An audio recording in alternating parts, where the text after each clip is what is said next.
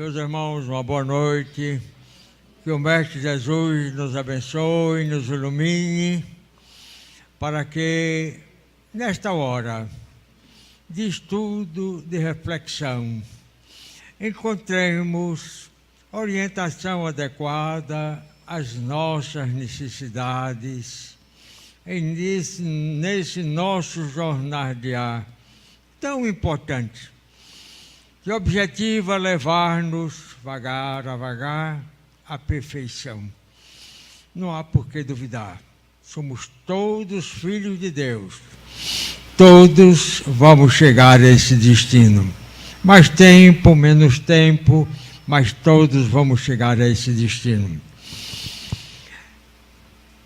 A introdução com essas músicas maravilhosas tem um objetivo muito importante, teve o objetivo de preparar o ambiente.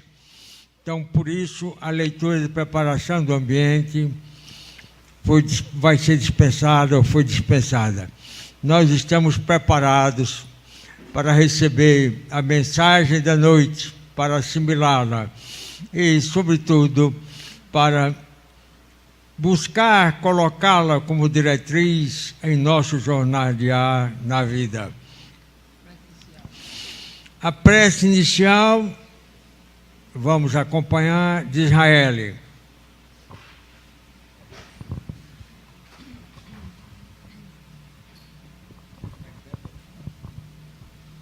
Boa noite, meus irmãos.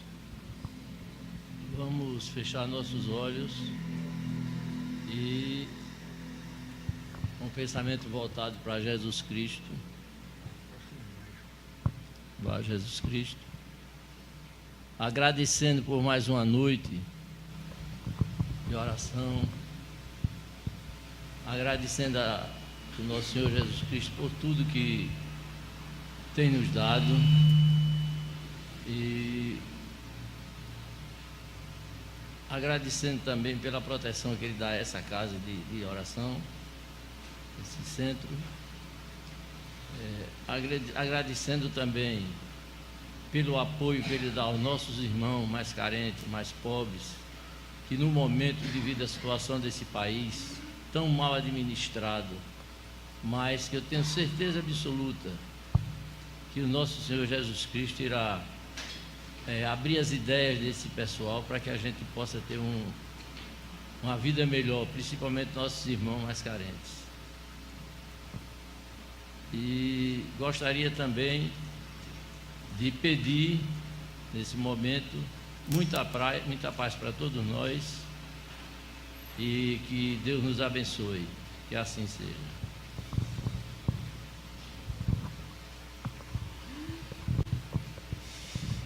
Neste momento,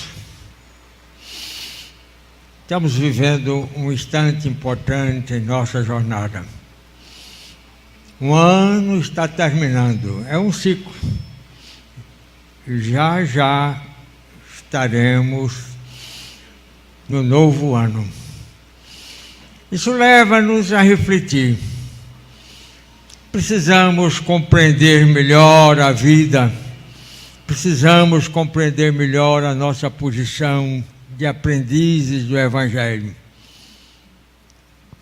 Daí a mensagem desta noite, muito apropriada, muito conveniente para essa passagem, sobretudo de um ano para o outro.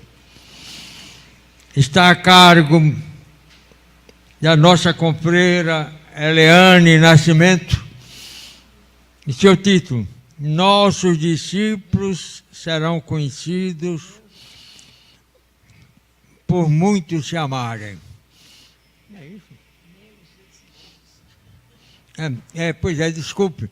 Meus discípulos serão conhecidos por muitos se amarem. Obrigado aqui a Tereza que me adverte. Vamos nos preparar e a música já trouxe uma colaboração excelente para receber essas reflexões e colocá-las, sobretudo, na nossa prática diária, no pensar, no falar e no agir. Vamos ouvir a nossa irmã Eliane. Queridos irmãos, amigos que nos acompanham pela web, que o Mestre Jesus, o Mestre incondicional de nossas vidas, nos abençoe em nossos propósitos da educação integral. E trouxemos para nossa reflexão, já que estamos quase no alvorecer de um novo ano, para que possamos refletir nos sublimes ensinamentos de Jesus. Meus discípulos serão reconhecidos por muitos se amarem. E nessas reflexões, nós lembramos de 2 versos do Espírito Casimiro Cunha, quando ele nos diz: se és discípulo sincero do Evangelho de Jesus, não deponhas no caminho o peso da tua cruz. Vai com fé pelo caminho, leva a charrua na mão, trabalha guardando Cristo no fundo do coração. É investirmos para que o Cristo de Deus, Ele possa atuar em nossas vidas e que possamos externá-lo a todas as criaturas através de nossas vidas. Sejamos, pois, discípulos sinceros e fiéis do amado Mestre Jesus. E aí nós, fazendo a viagem através do tempo, reconhecemos que o homem, ser social, ele sempre necessitou do convívio, do relacionamento uns com os outros, trocando experiência, estimulando-se mutuamente, para que possa alcançar o objetivo que tanto todos nós desejamos, que é alcançarmos a maioridade espiritual, a angelitude.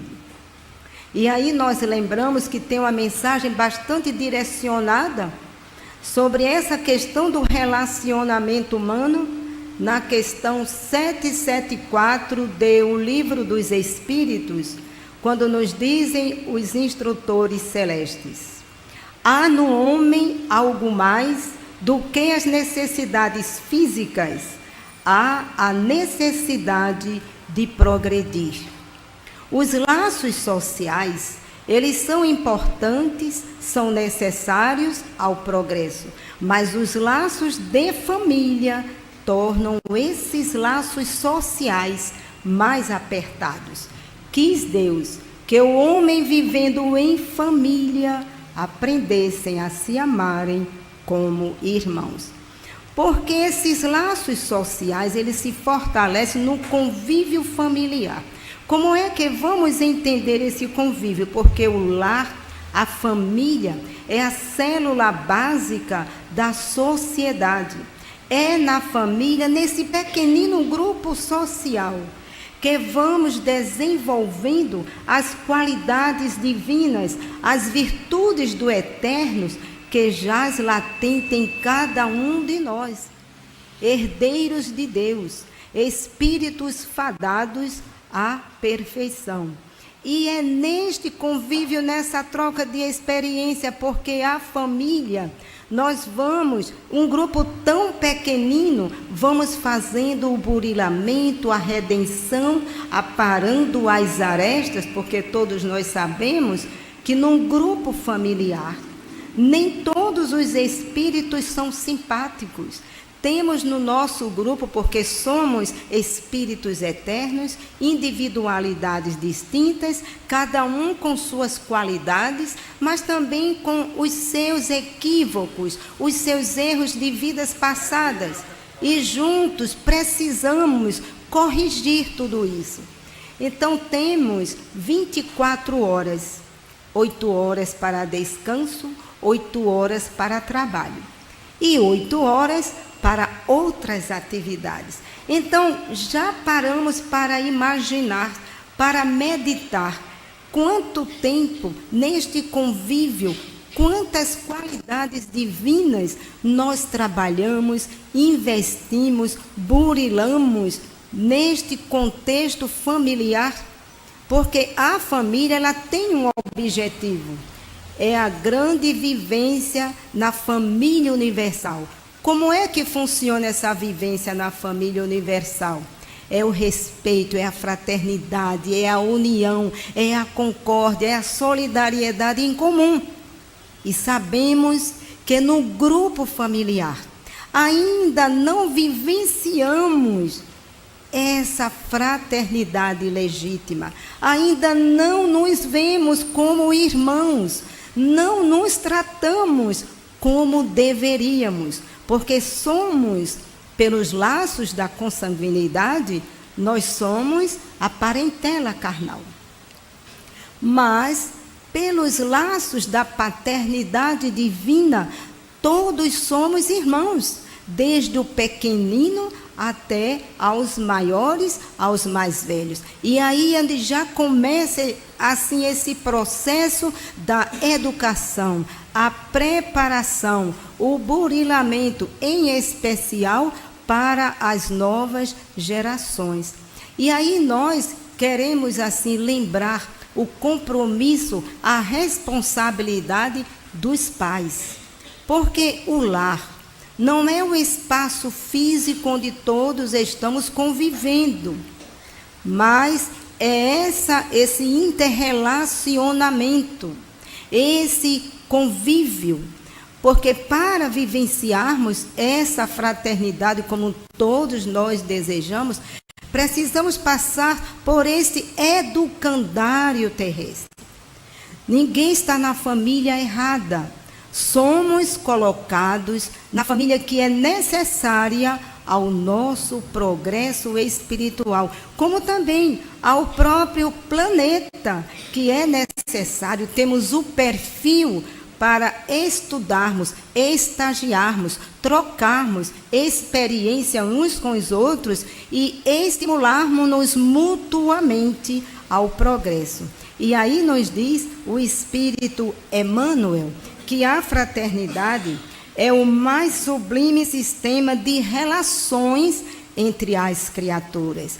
E o nosso relacionamento começa neste pequenino grupo social chamado família. Veja que ele é tão pequenino, mas quão difícil é vivermos uns com os outros 24 horas, porque somos espíritos, cada um com as suas individualidades distintas, mas é necessário, e até outros chegam ao nosso convívio e não tem nem ligação com aquele grupo familiar, porque ele veio para receber amor, como também para aqueles que o recebem, serem testados, avaliados em seus empreendimentos em relação àquele espírito que vem para o seu convívio. E aí nós observamos o compromisso dos pais terrenos. Quais são os objetivos dos pais? Porque nós somos pais, não é porque temos o poder de ser procriador. Não, de forma nenhuma. Nós temos um compromisso com o Pai Celeste. Qual é o compromisso? É promover o progresso intelectual, social, moral e espiritual desses seres que são confiados à nossa guarda. São os tutelados dos nossos corações. E sabemos, como narram os espíritos, que existe toda assim uma programação, um planejamento, a reunião, aconselhamento, o estímulo ao perdão, à solidariedade, à fraternidade. Então fica tudo assumido, tudo registrado. Reencarnamos e depois recebemos aqueles que Deus confiou aos nossos cuidados e que vamos prestar contas que fizeste dos filhos que te foram confiados. E o que vamos dizer ao Senhor da vida. Mas é interessante que a misericórdia do Pai Celeste permite que sejam dois a fazer todo esse processo educacional, direcionar, prepará-los para a vida, porque serão no amanhã homens e mulheres de bem respeitando a vida, respeitando a natureza, respeitando os seus direitos, respeitando os direitos de todos aqueles com os quais eles convivem, inclusive respeitando o nosso próprio planeta. Então a tarefa é grandiosa, não é tão pequenina como imaginamos, mas Deus confia justamente dois para facilitar essa tarefa educacional preparatória desses espíritos confiados aos nossos cuidados. E a afetividade, o respeito mútuo dos dois serão transmitidos aos filhos, porque os pais são os primeiros exemplos, são os primeiros professores, são eles quem direcionarão, darão as primeiras noções e lições de vida.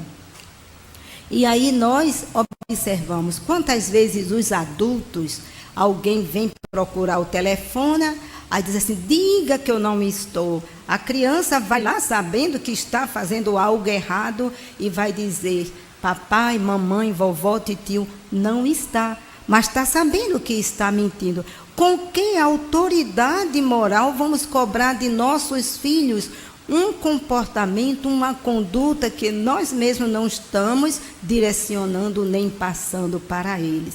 Lembremos que estamos preparando os futuros cidadãos do amanhã.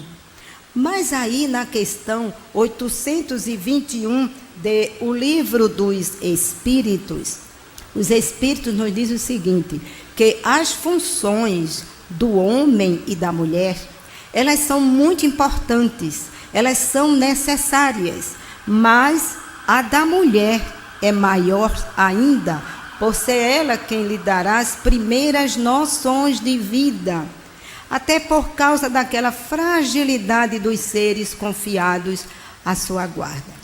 E a mulher, por ser mais fraca fisicamente falando, Deus aumentou essa ternura, essa sensibilidade maternal devido aos cuidados que ela preparará, que ela fará, em que ela cuidará daquele ser muito pequenino aos seus cuidados.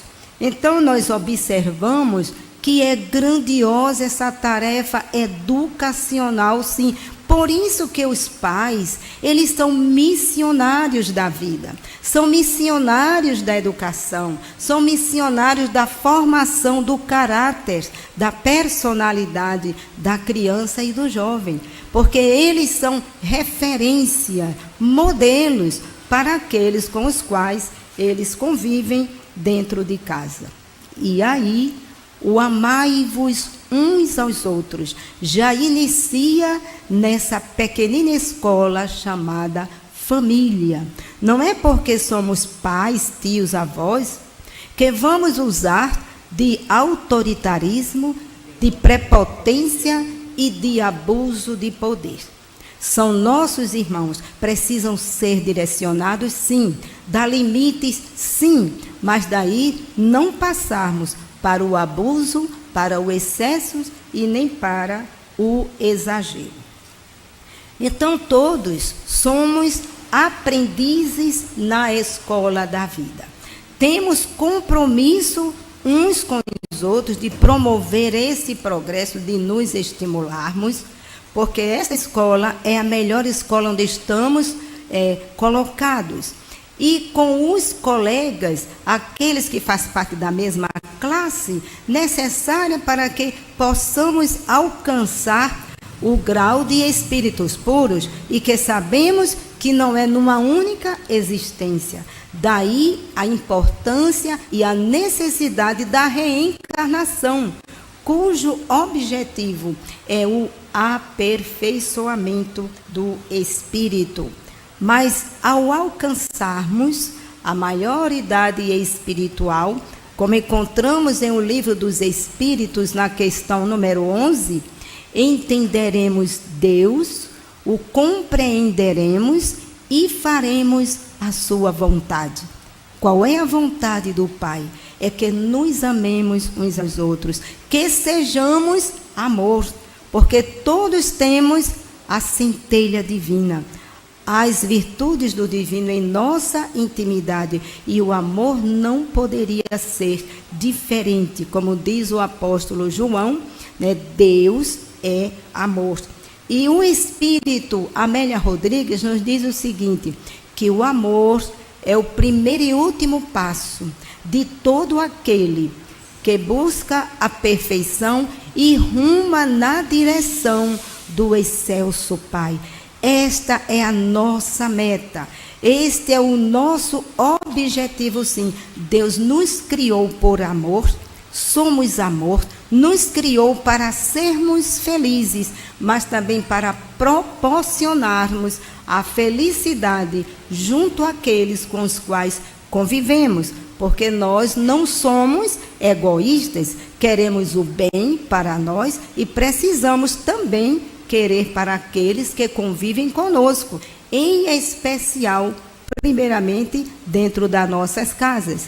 E é claro que fora do nosso lar, nós seremos aquilo que somos dentro de casa.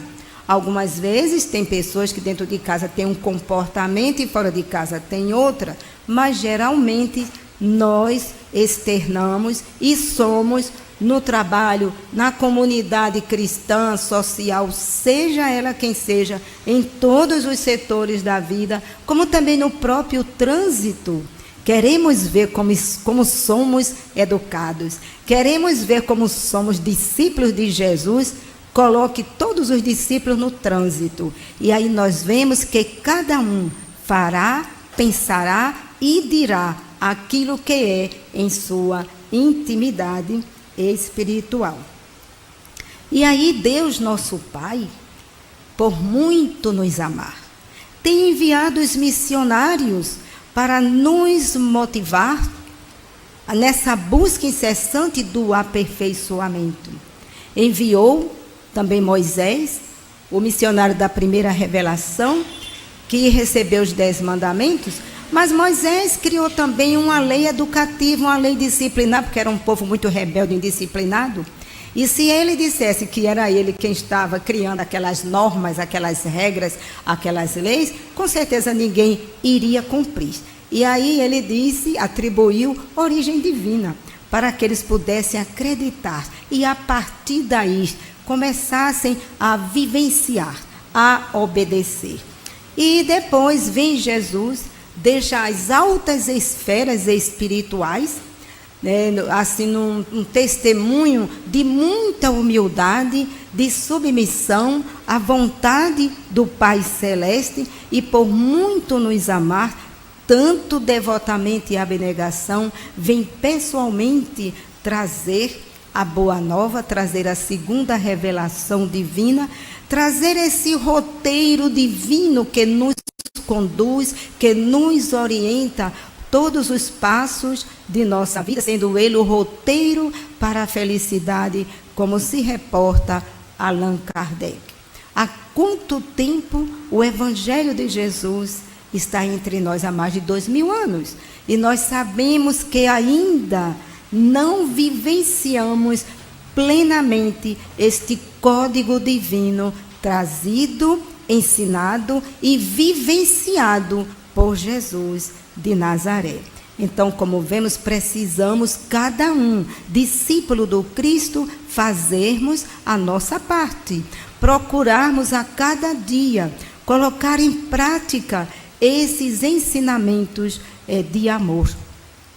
E quando Jesus esteve entre nós, foi pouco tempo para preparar, capacitar os discípulos, que depois eles foram apóstolos, mas Jesus, ele só aceitou um único título, que quando disseram bom mestre, ele disse bom só é Deus.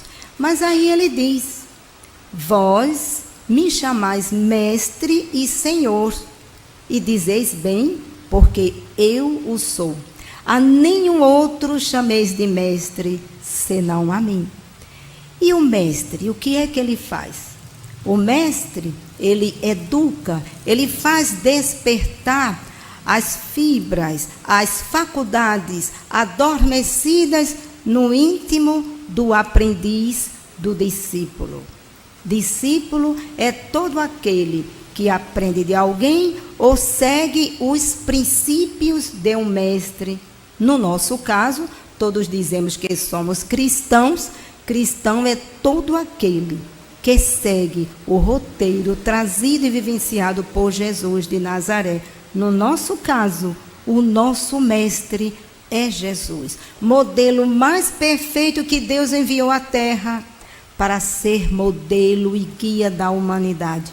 É a Ele que devemos seguir em espírito e em verdade. É o ser a que todos nós desejamos no futuro sermos espíritos crísticos, espíritos angélicos. E todos nós, sim, alcançaremos esse objetivo, porque desde o átomo primitivo até o arcanjo, que também começou por ser átomo, como encontramos em O Livro dos Espíritos. E vejam só, há uma parte que destacamos no nosso estudo, que Jesus, nesses 3 anos, preparando os discípulos, ele toma a iniciativa de convidar aqueles 12 companheiros que seriam os pescadores de alma, para aquele empreendimento de amor. E temos aí o primeiro ato da vida pública do Cristo, convocando aqueles companheiros e convocando-nos a todos, discípulos que reconhecemos ser, porque Ele é o nosso mestre, é a Ele que seguimos e são seus ensinamentos que buscamos colocar em prática em nossas vidas. E aí, na parte educacional, como era que Jesus procedia?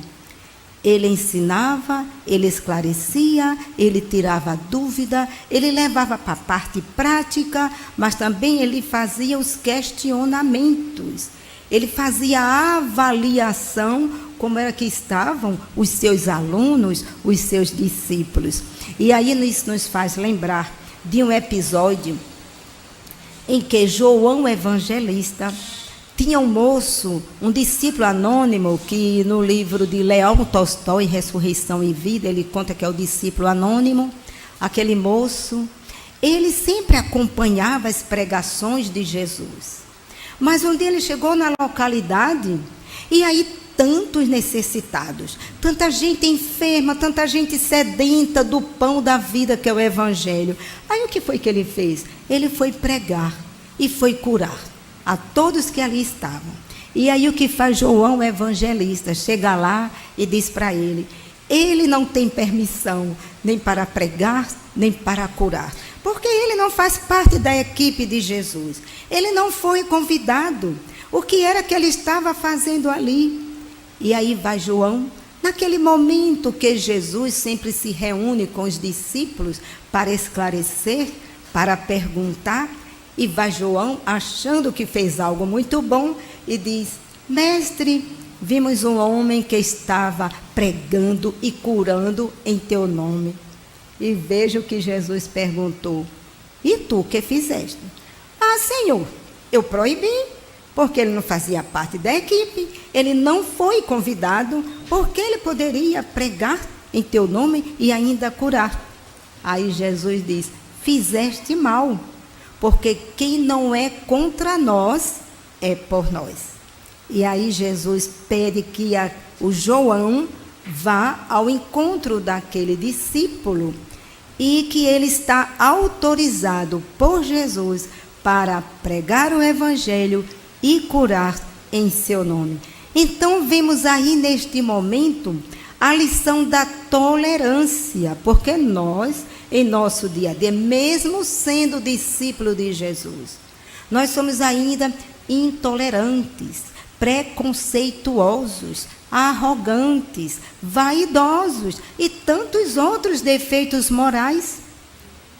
E no sentido também de intolerância religiosa, porque nós não temos o direito de violar qualquer pessoa que abrace a doutrina que ela está, que ela se sinta bem, porque a religião tem o objetivo de conduzir o homem a Deus. Então, não violemos qualquer um que está em outra doutrina e querer obrigar que siga aquela que nós estamos seguindo, nem mesmo os pais. Os pais devem orientar, porque a doutrina que ele abraça é boa para ele, com certeza deve ser boa também para os seus filhos. Esse negócio de deixar e dizer, vou deixar que meu filho escolha a sua religião, quando ele ficar maior, fica muito complicado. Porque nos dizem os espíritos que quanto mais cedo direcionarmos espiritualmente, tratarmos da sua religiosidade, não é falando assim de religião, mas falar de Deus nosso Pai, de Jesus nosso Mestre, é muito importante. Como é que vamos querer algo tão bom para nós e não queremos para nossos filhos, os tutelados dos nossos corações? Estamos sendo egoístas. E não é assim que deveremos proceder.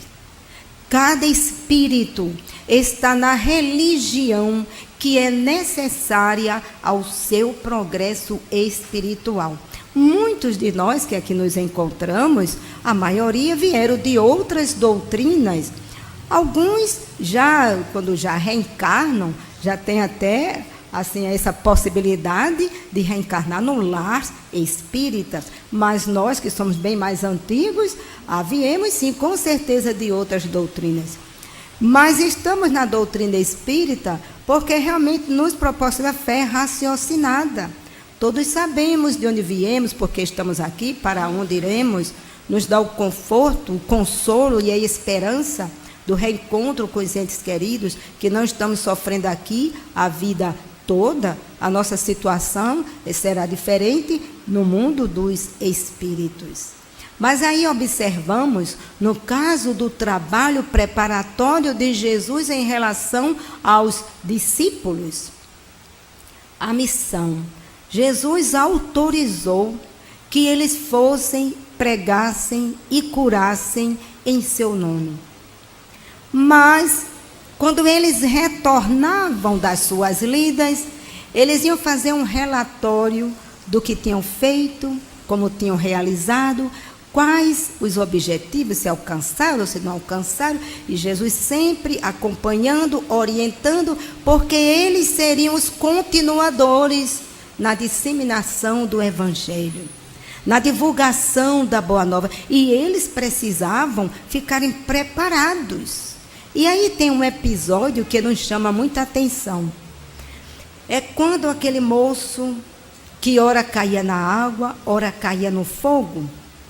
Aquele pai, qual é o pai e mãe que não tem o seu filho com enfermidade, sabendo que alguém está curando e não vai em busca de um alívio, de um consolo e de uma libertação do seu sofrimento? Todos nós iremos. E aquele pai foi, procurou os discípulos e eles não conseguiram curar, não conseguiram libertar o rapaz daquela perseguição espiritual. E aí vai aquele pai: Senhor, eu apresentei o meu filho aos teus discípulos e eles nada puderam fazer. Aí Jesus traz cá esse moço e o liberta do jugo daquele espírito. Mas veja com que beleza pedagógica. Jesus não chamou a atenção dos discípulos na frente de todo mundo. E muitas vezes nós somos descaridosos. Chamamos a atenção dos companheiros dentro de casa, fora de casa, na frente de todo mundo. E não é assim que devemos proceder. E o que é que acontece? Naquele momento que Jesus faz a avaliação, quando ele está com os seus discípulos, e aí eles disseram: Senhor, por que a gente não conseguiu curar? Por que a gente não conseguiu tirar aquele espírito? Aí Jesus disse assim: foi por causa da vossa pouca fé. E é interessante observarmos, e ele ainda diz: até quando estarei convosco? Por que Jesus disse assim, até quando estarei convosco? O tempo era curto, Jesus tinha pressa, e eles precisavam estar preparados em todos os sentidos, em todas as situações, porque eles seriam os continuadores dessa segunda revelação, que continua desde a primeira, quando Moisés recebeu os 10 mandamentos, que amar a Deus sobre todas as coisas e o próximo como a ti mesmo, como Jesus sintetizou os 10 mandamentos em 2. Então fica aqui para a nossa reflexão. E aí Casimiro Cunha nos diz: a palavra sem os atos é cofre sonoro e oco. Evita o que fala muito e edifica muito pouco. Nunca sirvas às discórdias, ao despeito, à confusão. Deve ser por onde passes, ensino e consolação. Essa sim é a missão de todos os discípulos de Jesus. Consolo, esperança, respeito, união, sermos fraternos. Sabemos que ainda não somos 100% fraternos, mas estamos buscando acertar. Sabemos que ainda erramos muito, mas somos ainda alunos. Estamos nesse convívio uns com os outros, convívio necessário, importante para todos nós que aqui nos encontramos, em qualquer setor, em casa, no trabalho, na comunidade social, seja ela qual seja, nós temos um compromisso conosco, com o próximo e com Deus, nosso Pai. E como vemos, toda a base da doutrina do Cristo está exatamente no amor. Faça ao outro aquilo que você deseja que faça com você. Isso também dentro de casa, essa lei, esta norma deve ser sim colocada em prática. Todos temos um compromisso de sermos melhores a cada dia, de investirmos no bem, no belo, no amor, na vida, porque todos somos viajores da eternidade. Espírito buscando a nossa angelitude. Sabemos que não é agora ainda, mas estamos a caminho. E o esforço, o empenho, a dedicação, o nosso planeta, à medida que cada um vai se esforçando, encarnado e também desencarnado, porque tem toda uma comunidade, uma população habitacional neste orbe. Hoje estamos aqui, amanhã estaremos lá, todos juntos, se esforçando, e o nosso planeta vai subindo na escala evolutiva dos mundos, porque tudo está submetido à lei do progresso, que é uma lei divina. E aí nós observamos, tem uma narrativa do espírito Eros, que diz o seguinte, que os deuses da mitologia oriental, eles se reuniram porque queriam oferecer, assim, o tesouro mais importante, mais especial para a criatura. E que queriam entregar esse tesouro, mas que a criatura pudesse utilizar sem a possibilidade de perder. E aí, nessa reunião, um dos deuses disse assim: por que não colocamos no fundo do mar? E um dos deuses disse assim: mas colocando no fundo do mar, a criatura vai desenvolver a sua inteligência, vai construir um equipamento e vai procurar esse tesouro. Um outro sugeriu: então coloquemos no céu. E ele disse: ora, mas colocando no céu, a criatura vai desenvolver a sua inteligência também, vai construir um equipamento e vai buscar esse tesouro. E depois de um certo intervalo, todos meditando e pensando e reflexionando, o Deus da meditação sugeriu: coloquemos esse tesouro no coração da criatura, onde ela somente o terá quando superar todas as paixões do mundo, adquirir a sabedoria e fazer a viagem para dentro de si, ali encontrando a paz. Essa sugestão foi aceita por todos os deuses. E essa narrativa nos convida a uma reflexão. Que tesouro sublime é esse que está dentro de cada um? Jesus afirmou: brilhe a vossa luz. ela ainda não está brilhando em sua potencialidade, porque ainda tem muita sujeira, tem muita coisa escura apagando, impedindo essa luminosidade que todos somos. Observemos o diamante. Ele bruto, ele é todo escuro, mas ele vai passando pelo processo de lapidação, de burilamento, até que seja aquele brilho maravilhoso. E aí lembramos que o Espírito Lázaro, no livro Evangelho segundo o Espiritismo, ele fala desse tesouro. E ele diz que a criatura, que o homem no seu início, ele vive para os prazeres, predominando aí o instinto. Ele vive só para comer, dormir, procriar e providenciar a sua alimentação.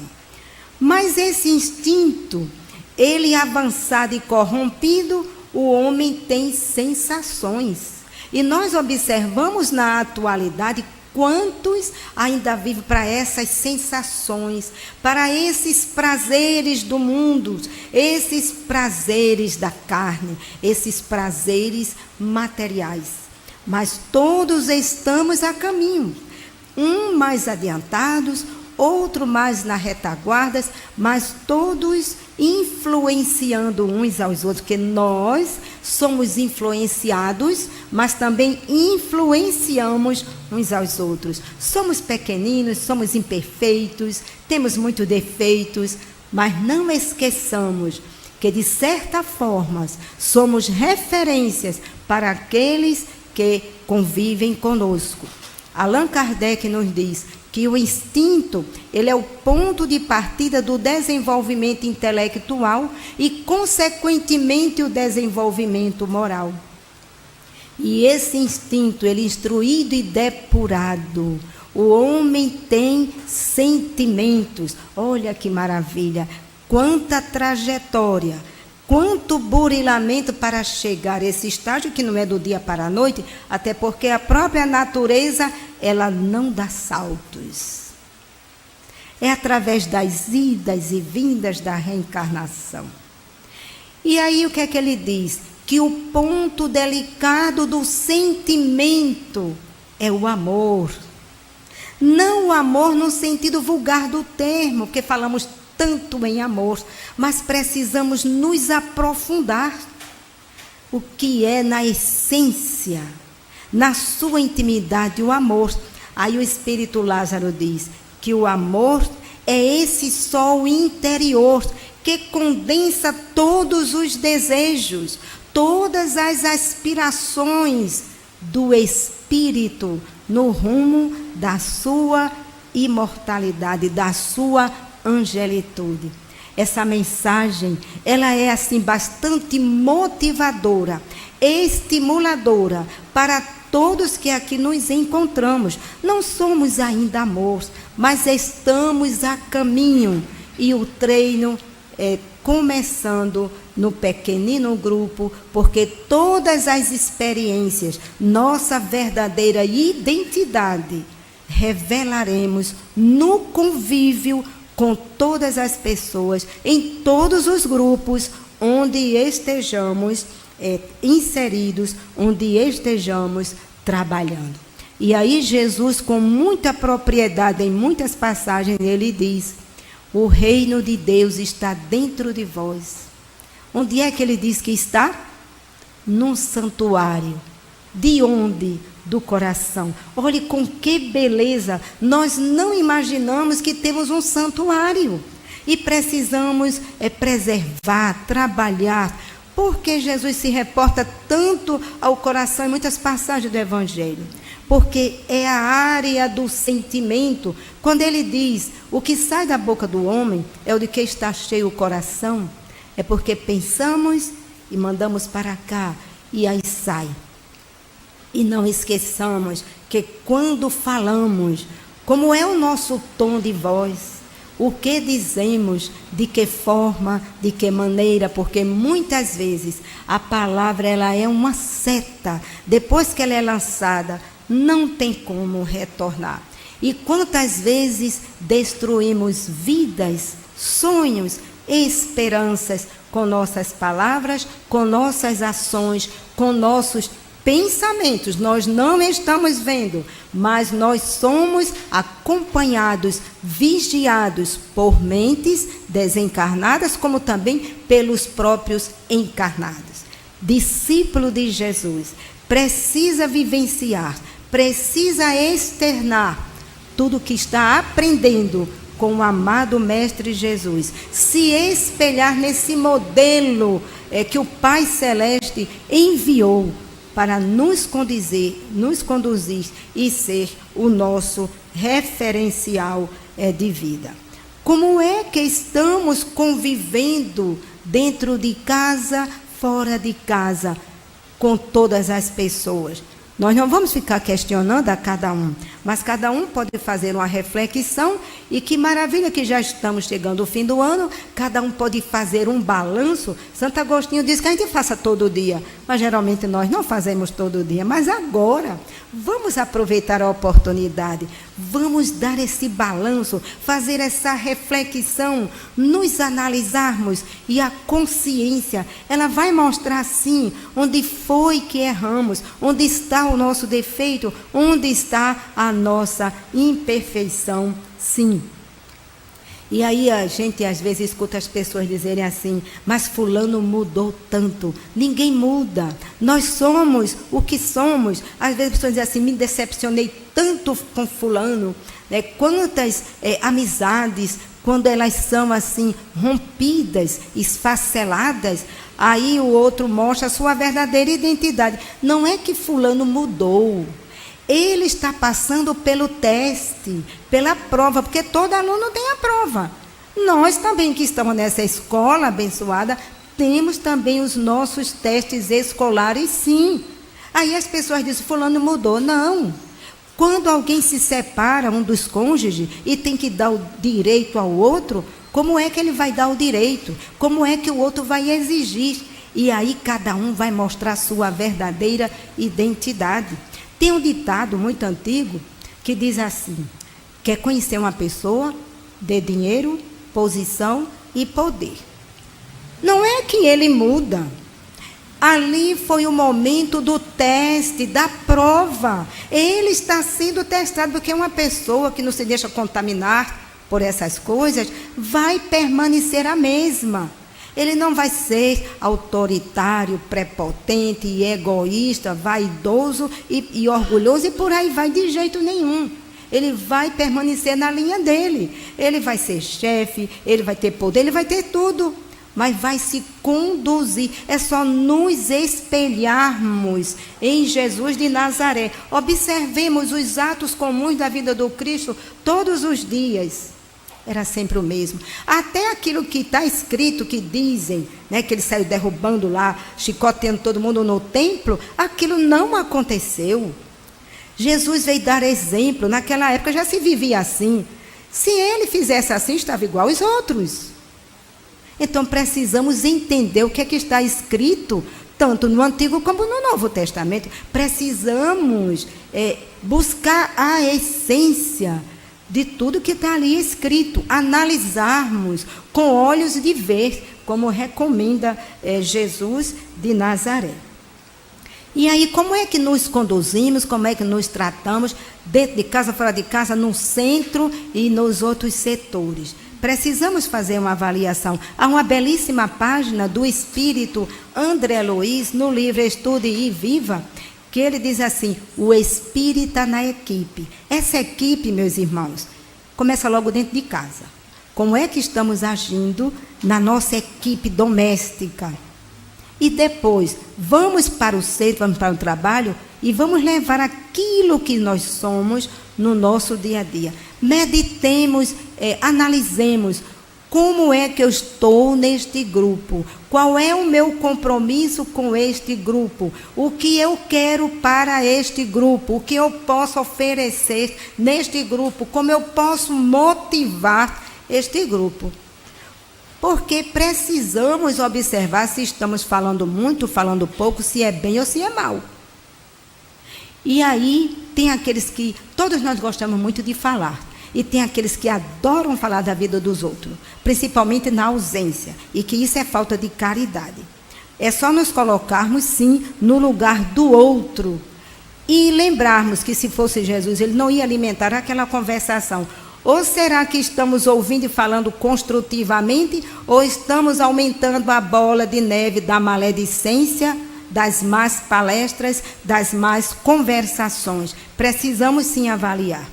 Se aquele outro equivocadamente vem falar daquele que está ausente, não é que a gente vai gritar com o outro, porque até falta de caridade. Cale a boca, ninguém vai dizer assim. Nós podemos modificar a situação. Nós podemos começar a mostrar as qualidades, os valores positivos, altruístas, motivadoras daquela criatura que o outro está denegrindo. Podemos também mudar o roteiro, o rumo da conversação. E aí duas coisas vão acontecer. Ou aquela pessoa se calará, porque a consciência vai cobrar que ele sabe que está errado, ou então ele sairá. E também quando alguém erra, quem é que não erra aqui na Terra? Todos nós. Aí fica aqueles a criticar, a julgar, a apontar, a empurrar cada vez mais o outro no buraco.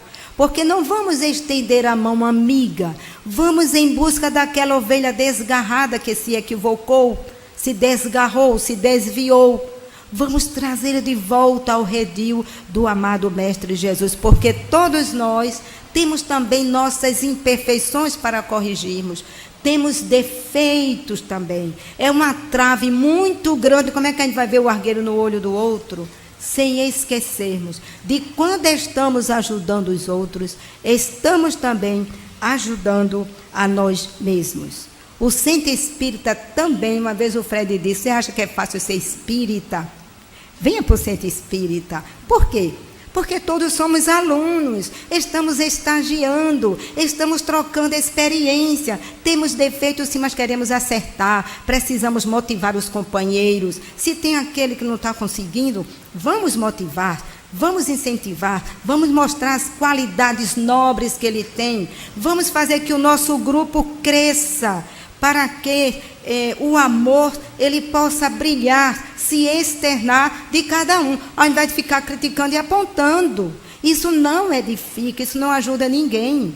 Cumprimos as normas, as regras, tudo no dia a dia, em todas as instituições humanas, tem normas, tem regras, tem regimentos, até o nosso país tem as leis humanas. Como é que o centro espírita também não pode ter? Claro que tem e precisamos cumprir. Não é vivermos e fazermos tudo à revelia como achamos que deve ser. Quem tem filhos em casa, deixe ele à vontade. Não eduque, não direcione e aguarde o amanhã e vai ver o que foi que fez. Assim procede em todos os setores. Precisamos ter essa consciência, discípulo do Cristo. Tem que ter união, fraternidade, porque o centro espírita, como os lares e outros setores, é uma máquina humana, que cada pessoa, cada participante, cada componente, é uma peça fundamental para que esta máquina humana, ela funcione com equilíbrio, com harmonia e possa alcançar o seu objetivo. Porque no centro espírita, não é esse espaço físico, é essa relação, é esse convívio, é essa troca de experiências. Somos fracos, precisamos de um dos outros, porque temos duas mãos, dois pés, dois olhos, tudo para ajudar. Assim mesmo procede com os companheiros com os quais nós estamos vivendo no nosso dia a dia. No centro espírita é o quê? É um laboratório de almas, de burilamento, de atendimento espiritual, é um pronto-socorro. É onde estamos colocando em prática tudo aquilo que estamos aprendendo no Evangelho do Cristo. É hora de colocarmos em prática tudo isso. Se tivermos dúvida, pensemos em Jesus. Quantas vezes atividades que são realizadas, hoje estamos aqui A espiritualidade já fez todo um planejamento, organizou, harmonizou. Quando entramos lá naquela primeira porta, somos acolhidos, amparados, recebidos, somos assistidos, estamos sendo assistidos. Aí chega aquele companheiro em desajuste, em desequilíbrio, desarmonizado, frustrados, passou suas decepções e descarrega no primeiro companheiro que encontra. E quantas vezes até chega a ficar com as ofensas verbais de um para o outro. Isso não pode acontecer. Precisamos refletir o que é que estamos fazendo, como estamos fazendo. Se Jesus estivesse aqui naquela hora, que Jesus sempre está conosco, ele diz que quando tiver 2 ou 3 reunidos, ele está presente. Então precisamos sim observar. Nos inquietemos, ajudemos-nos mutuamente, porque o Cristo conta conosco. E o Espírito Batuíra nos diz: cabe a cada discípulo vigiar o seu campo de ação, buscando, valorizando o seu aprimoramento espiritual, mas não esquecendo de cooperar para que reine a harmonia e os laços afetivos sejam fortalecidos entre os aprendizes do Evangelho. Se é do Evangelho, são aprendizes do Cristo. Então, precisamos sim ter essa consciência, vigiarmos em todos os setores onde estamos inseridos, centro espírita, casa, trabalho, seja onde seja, e fortalecendo esses laços de afetividades, fortalecendo para que reine essa união, essa solidariedade, esse consolo e essa fraternidade, nos coloquemos sim no lugar do outro. Pensemos, falemos, hajamos, pensando, eu gostaria que fizesse tudo isso comigo, a consciência nos responderá. Mas se ainda tivermos dúvida, pensemos, se fosse Jesus, como era que ele falaria, agiria, pensaria com esses seus discípulos. Então, queridos irmãos, precisamos, no nosso dia a dia, externar o Cristo de Deus. Quando o Espírito Emmanuel nos diz que quando o discípulo do Cristo procura sinceramente compreender o Cristo, ele se sente intimamente renovado na sua conduta íntima. Então fica aqui nessas reflexões, a hora já é chegada, não podemos mais continuar, temos aqui a nossa atividade, mas só queria para encerrar que o Espírito de Verdade nos diz: vinde a mim vós que sois bons servidores, que soubeste impor silêncios aos vossos ciúmes e às vossas discórdias, a fim de que não viesse dano à obra. Que obra é essa, meus queridos irmãos? É a cristianização do mundo. Todos os discípulos do Cristo têm um compromisso com o Cristo de Deus, com os seus irmãos em humanidade e consigo mesmo, para que o mundo seja todo evangelizado, a começar de nós mesmos na nossa autoevangelização. Todos somos instrumentos do Cristo, concretizando-lhes os planos de redenção sobre a terra. E nos diz Casimiro Cunha: sabendo que nada vales sem o amparo do Senhor, conquistarás no futuro o seu reinado de amor. Que Jesus, o Mestre incondicional de nossas vidas, nos abençoe para que sejamos fiéis discípulos. E como ele disse, se permanecerdes nas minhas palavras, ou seja, nos meus ensinamentos, sereis meus discípulos e sereis conhecidos por muito se amarem. Muita paz para todos.